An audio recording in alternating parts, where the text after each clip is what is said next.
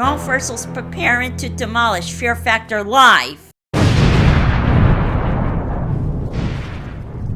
Hi, I'm Shaun from Come Along with Shaun. Fear Factor Live was a stunt stage show that opened in Universal, Florida in the spring of 2005. The show was based on the NBC show Fear Factor and featured park guests completing various stunts inspired by the show. The attraction was on and off again for much of its duration and had to close in March of 2020 due to COVID. The show never ran again and was officially suspended in October of 21. The theater has since only been used for a show during Halloween Horror Nights. Right now it seems the Sanium is set to be demolished sometime in March or April. We don't know what will go in the space, but it's clear that Universal wants something new for this area of the park. Originally, the rumor was that the land could be used to expand the Wizarding World to Harry Potter. However, an inside source has said that this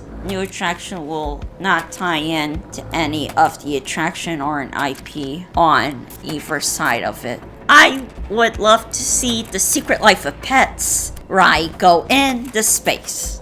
What would you like to replace Fear Factor Live? Let me know in the comments below. And be sure to subscribe for all the latest theme park updates. Nice!